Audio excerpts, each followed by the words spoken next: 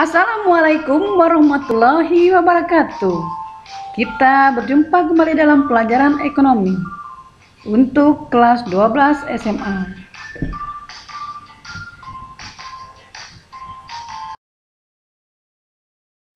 Kali ini dengan judul Kertas Kerja Perusahaan Dagang. Masih bersama Ibu Marsuti. Tapi sebelum kita belajar, marilah kita berdoa. Kita berdoa, mulai. Selesai. Kompetensi dasar dan indikator pencapaian materi. Kompetensi dasar 35. Menganalisis penyusunan siklus akuntansi pada perusahaan dagang. 45. Membuat laporan keuangan pada perusahaan dagang. Indikator pencapaian materi. Menyusun kertas kerja perusahaan dagang. Pengertian dan fungsi kertas kerja. Pengertian kertas kerja.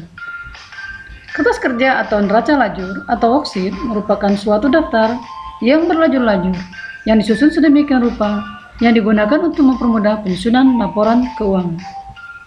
Fungsi kertas kerja adalah 1. Sebagai alat bantu untuk menyusun laporan keuangan. Kedua, sebagai alat bantu untuk mempermudah koreksi apabila terjadi kesalahan.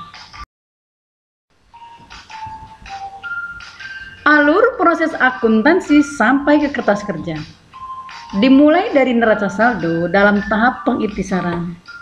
Dari data neraca saldo dibuat jurnal penyesuaian atau ayat jurnal penyesuaian agar akun atau perkiraan sesuai dengan keadaan yang sebenarnya. Setelah itu dari jurnal penyesuaian baru disusun kertas kerja.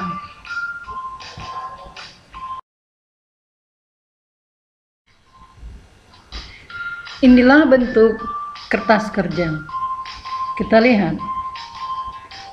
Di dalam kertas kerja ada nomor akun. Ini untuk menulis nomor akun. Lalu ada nama akun atau perkiraan. Di sini ada neraca saldo, debit sebelah kredit, ayat jurnal penyesuaian, debit, kredit, neraca saldo disesuaikan, debit, kredit, laba rugi, debit, kredit, neraca, debit, kredit. Ini adalah bentuk kertas kerja 10 kolom. 1, 2, 3, 4, 5, 6, 7, 8, 9, 10.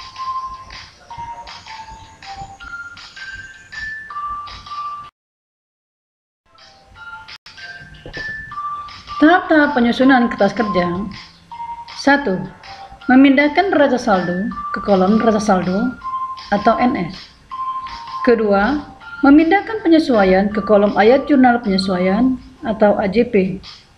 Ketiga, menganalisis kolom neraca saldo dengan kolom AJP, kemudian memasukkannya ke dalam kolom neraca saldo disesuaikan atau NSD. Keempat, memindahkan kolom neraca saldo disesuaikan ke kolom laba rugi atau LR dan neraca. Dengan ketentuan akun nominal, pendapatan dan beban dimasukkan ke kolom laba rugi. Akun real, harta utang dan modal dimasukkan ke kolom neraca. Yang kelima, menjumlahkan kolom laba rugi dan kolom neraca debit kredit. Jika kolom laba rugi sebelah kredit lebih besar, berarti perusahaan memperoleh laba. Berarti saldonya di sebelah debit laba rugi dan di sebelah kredit neraca. Jika kolom debit laba rugi lebih besar, berarti perusahaan menderita rugi. Saldonya di sebelah kredit laba rugi dan sebelah debit neraca. Kita lihat neraca saldo PD Ramai. Diketahui neraca saldo PD Ramai pada bulan Desember dengan data AJP sebagai berikut. 1. Pada akhir periode pelengkapan yang masih ada sebesar Rp1.400.000. Sedangkan di sini di neraca saldo tercatat Rp2.000.000. Kedua, gaji yang masih harus dibayar sebesar Rp1.000.000. 3. Penyusutan atas peralatan ditetapkan sebesar 10% dari harga perolehan. Harga perolehannya 5 juta. Keempat, persediaan barang dagangan akhir sebesar Rp20 juta. Persediaan barang dagangan awal di sini Rp15 juta. Diminta susunlah jurnal penyesuaian per 31 Desember 2020 bila persediaan barang dagang menggunakan metode A. Ikhtisar laba rugi atau ikhtisar LR, B. Harga pokok penjualan atau HPP. Kita lihat kertas kerja dengan metode ikhtisar laba rugi. Kita simak kembali jurnal penyesuaian sebelumnya dengan metode ikhtisar laba rugi atau ikhtisar LR. PD Ramai, jurnal penyesuaian Desember 2020. Kita lihat kembali beban pelengkapan. Pada pelengkapan Rp600.000, beban gaji pada utang gaji Rp1.000.000, beban penyusutan peralatan pada akumulasi penyusutan peralatan Rp500.000. Ikhtisar laba rugi pada persediaan barang dagang Rp15 juta, persediaan barang dagang pada ikhtisar laba rugi sebesar Rp20 juta.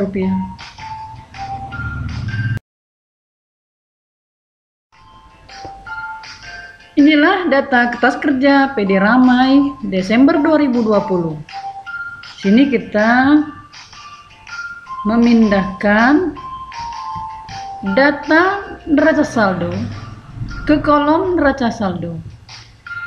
Jadi, data di neraca saldo kita pindahkan ke kolom neraca saldo kertas kerja sesuai dengan debit dan kreditnya. Ya. Dari nomor akun, nama akun, neraca saldo debit, sebelah kredit.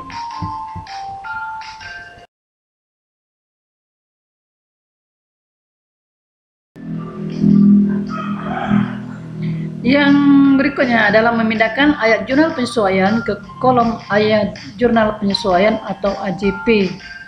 Di sini kita lihat beban perlengkapan Rp600.000 sebelah debit, dan perlengkapan sebelah kredit Rp600.000. Ya. Jadi ini akan kita pindahkan ke kolom AJP sesuai dengan namanya. Beban perlengkapan sebelah debit, terus perlengkapannya sebelah kredit.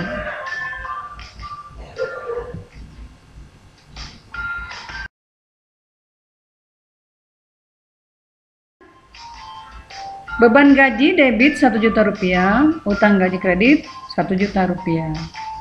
Ini akan kita pindahkan ke beban gaji sebelah debit, kita masukkan di kolom AJP sebelah debit, ya.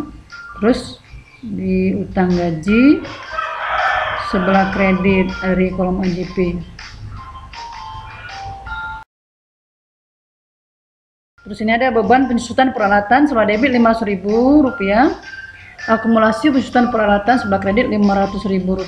Ini akan dipindahkan juga ke kolom AJP sesuai dengan namanya. Beban penyusutan peralatan debit AJP, terus akumulasi penyusutan peralatan kredit AJP. Berikutnya ikhtisar laba rugi Rp15 juta sebelah debit, persediaan barang dagang sebelah kredit Rp15 juta, persediaan barang dagang debit Rp20 juta, ikhtisar laba rugi kredit Rp20 juta. Ini kita pindahkan juga. Ikhtisar laba rugi sebelah debit Rp15 juta, terus persediaan barang dagang sebelah kredit Rp15 juta, terus persediaan barang dagang sebelah debit Rp20 juta, dan ikhtisar laba rugi sebelah kredit Rp20 juta.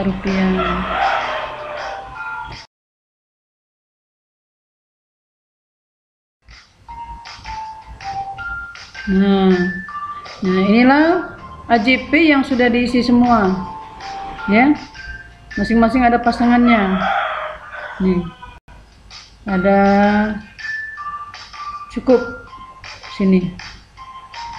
Ada beban pelengkapan debit, pelengkapan kredit, ada beban penyusutan peralatan debit, akumulasi penyusutan peralatan kredit, ada beban gaji debit, utang gaji kredit, ada persediaan barang dagang, ikhtisar laba rugi debit, persediaan barang dagang kredit, persediaan barang debit, ikhtisar laba rugi kredit. Jadi ini sudah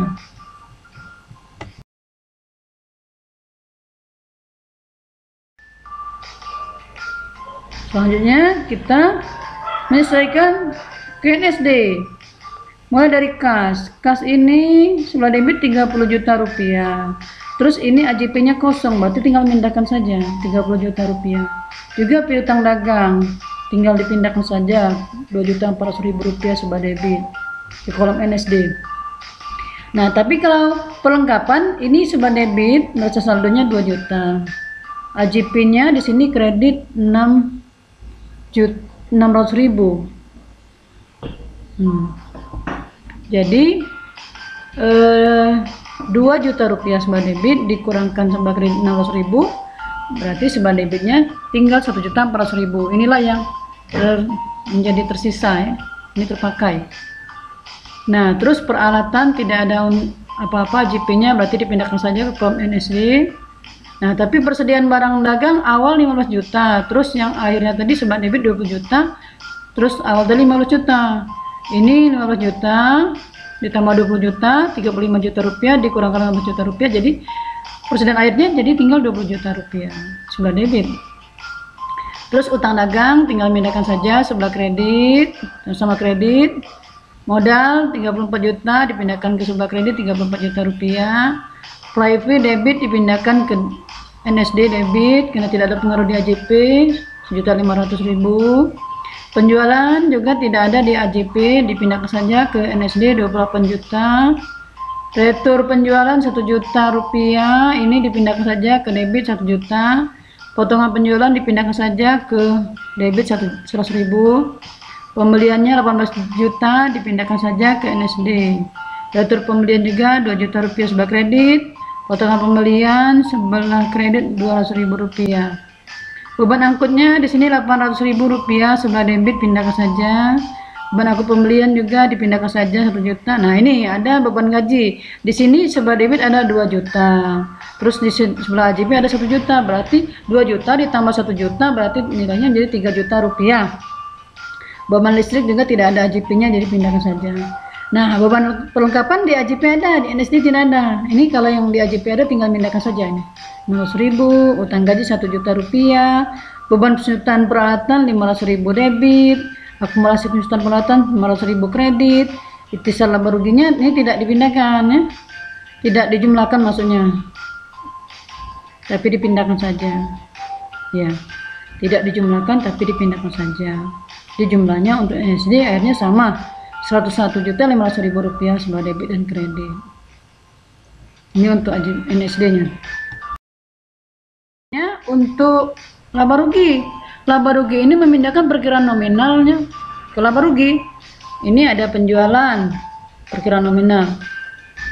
Nah, pindahkan saja dari NSD ini tadi ke laba rugi sesuai dengan debit kreditnya. Kalau dia kredit, pindahkan ke kredit. Terus ada retur penjualan 1 juta, pindahkan dari debit ke debit. Potongan penjualan debit, pindahkan lagi ke sini debit. Ini hanya perkiraan nominal ya. 18 juta rupiah pembelian, debit, pindahkan. Retur pembelian, pindahkan ke kredit. Potongan pembelian, pindahkan ke kredit. Beban angkut penjualan, pindahkan ke debit. Beban angkut pembelian, pindahkan ke debit 1 juta rupiah. Beban gaji 3 juta rupiah, pindahkan 3 juta rupiah ke debit. Beban listriknya 1.200.000, pindahkan 1.200.000 ke kolom laba rugi. Karena ini perkiraan nominal. Terus 600.000 debit untuk beban perlengkapan, pindahkan ke 600.000 sebelah debit laba rugi. Utang gaji tidak, karena perkiraan real. Tapi beban penyusutan peralatan 500.000 ini sebelah debit. Akumulasi penyusutan peralatan bukan. Nah, ikhtisar laba ruginya tidak dijumlahkan tapi dipindahkan saja. Setelah dihitung, setelah debitnya berjumlah 15 juta rupiah. Sebesar 41.200.000 rupiah. Sebelah kreditnya berjumlah 50.200.000 rupiah. Jadi 50.200.000 rupiah dikurangkan 41.200.000 jadi 9 juta. Inilah laba rugi. Labanya. Jumlahnya sama ya.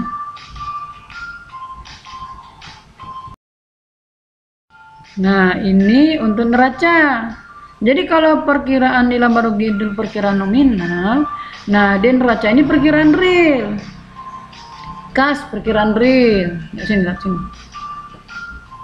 Piutang dagang Nah, 2.400.000. Tadi kas 30 juta dipindahkan saja. Dari NSD pindahkannya nih. Dari NSD pindahkan debit. Terus ini sebelah sini piutang dagang debit 2.400.000. Perlengkapan pindahkan saja 1.400.000. Peralatan pindahkan saja 5 juta. Persediaan barang dagang pindahkan saja 20 juta. Utang dagang pindahkan sebelah kredit 15.800. Modal pindahkan sebelah kredit 34 juta. Private debit kan, pindahkan ke debit sini. Nah ini tadi tidak lagi, karena ini sudah perkiraan nominal. Nah ini adalah yang ini real. Utang gaji 1 juta di NSD di sini, pindahkan di kredit utang gaji. Akumulasi pesutan peralatannya pindahkan 500.000 sebelah kredit. Jumlahkan sudah itu. Ini jumlahnya sebelah debit ini neraca ini 60.300.000. Yang di kredit ini 51.300.000. Jadi kalau 60.300.000 dikurangkan 51.300.000 berarti saldonya 9 juta. Sama ini, kalau ini sebelah debit laba rugi, ini sebelah kredit neraca. Tuh.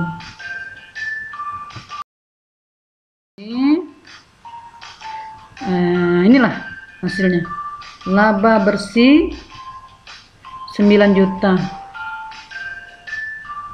Jadi ini kalau laba di laba rugi sebelah debit, di neraca sebelah kredit. Kalau rugi di laba rugi sebelah kredit, di neraca sebelah debit.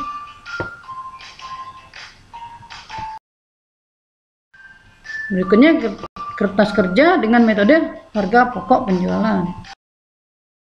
Kita lihat jurnal penyesuaiannya, beban pelengkapan debit, pelengkapan kredit. Beban gaji debit, utang gaji kredit. Beban pesutan peralatan debit, akumulasi pesutan peralatan kredit. Nah ini harga pokok penjualannya 34 juta sebelah debit, persediaan barang dagang sebelah kredit 15 juta rupiah, pembelian sebelah kredit 18 juta rupiah, beban angkut pembelian 1 juta rupiah. Jadi 15 juta rupiah tambah 18 juta rupiah tambah 1 juta, jumlahnya 34 juta rupiah. HPP-nya debit. Nah ini persediaan barang dagangnya debit 20 juta rupiah, retur pembeliannya debit 2 juta rupiah, potongan pembeliannya debit 200.000, HPP-nya sebelah kredit 22.200.000, jumlah dari ini tadi. Baiklah, ini untuk AJP dari persediaan barang dagang. Kita lihat metode HPP atau harga pokok penjualan. Di sini kita lihat harga pokok penjualannya 34 juta rupiah. Persediaan barang dagangnya 15 juta rupiah sebelah kredit. Pembeliannya sebelah kredit 18 juta rupiah. Beban angkut sebelah kredit 1 juta rupiah. Persediaan barang dagang sebelah debit 20 juta rupiah. Retur pembelian 2 juta rupiah sebelah debit, potongan pembelian 200.000 sebelah debit. Harga pokok penjualannya sebelah kredit 22 juta 200.000 rupiah. Dimasukkan sesuai dengan kolomnya. Yang debit masukkan debit, yang kredit masukkan di kredit. Selanjutnya AJP-nya selesai seperti ini. Ya, sama sisinya 58.300.000 dengan 58.300.000.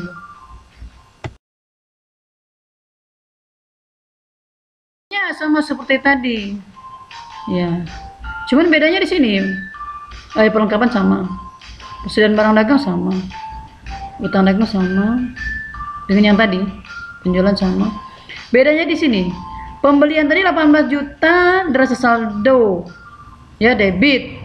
Terus di sini sebelah kredit. Berarti ini habis.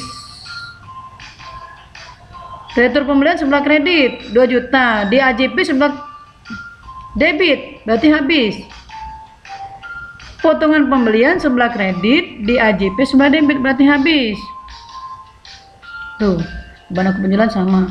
Beban angkut pembelian 1 juta, sebelah kredit 1 juta. Ini debit, ini kredit, berarti habis.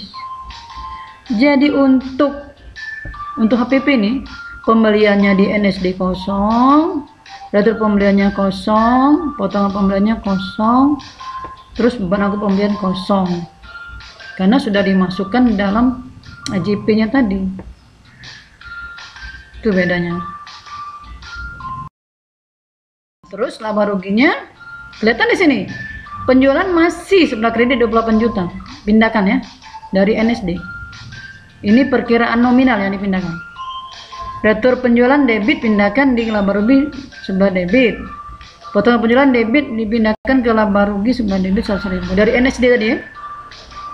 Beban ini pembeliannya kosong, jadi kosong semua nih. Pembelian kosong, retur pembelian kosong, potongan pembelian kosong. Nah, beban angkut penjualan tetap 800.000 sebelah debit, pindahkan ke 800.000 sebelah debit. Nah, beban angkut pembelian kosong. Ya karena di sini berlawanan debit dengan kredit habis. Sama dengan pembelian tadi. Debit, kredit habis.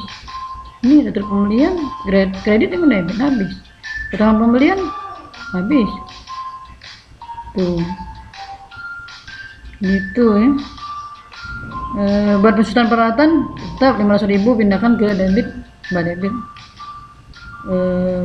Harga pokok penjualannya jumlahnya di buat saldo 34 juta rupiah dikurang 22 juta 200.000 jadi 11 juta 800 sebelah debit NSD-nya.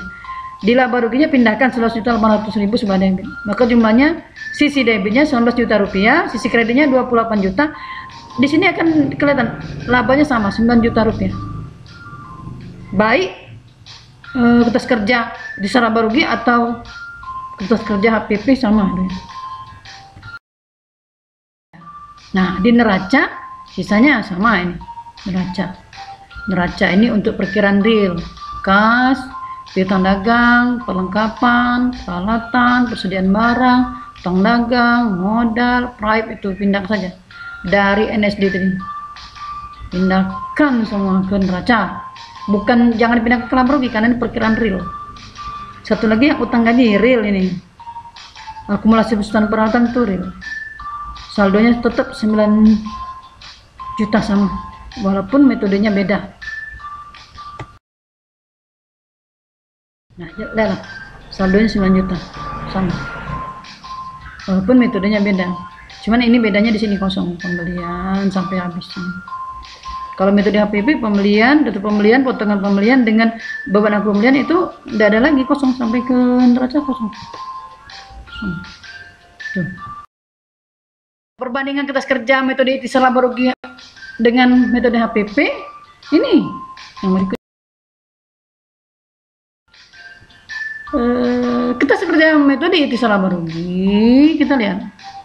Di sini penjualan, ya. Laba ruginya, di laba ruginya ada 28 juta, ada juga di sini metode HPP ya, 8 juta. Nah, terus retur penjualan ada juga 1 juta, potongan penjualan 1 juta, 100.000. Tapi lihat pembelian di sini ada 18 juta, di sini tidak ada. Retur pembeliannya di sini kredit 2 juta, potongan pembeliannya kredit 200.000, tidak ada ini, karena AJP-nya dibuat sini, sedangkan di sini kosong bandingannya. Sini pembelian AJP-nya tidak ada, 13 juta. Tapi kalau di sini JP-nya ada 10 juta, jadi habis kosong. Jadi bedanya tuh di pembelian. Kalau metode ikhtisar laba rugi ada ya, retur pembelian ada, potong pembelian ada, beban angkut pembelian ada. Kalau di metode HPP pembelian ini ada habis, retur pembelian habis, potongan pembelian habis, beban angkut pembelian habis. Itu saja pelajaran kita kali ini. Mudah-mudahan dimengerti. Terima kasih. Wabillahi taufiq wal hidayah. Wassalamualaikum warahmatullahi wabarakatuh.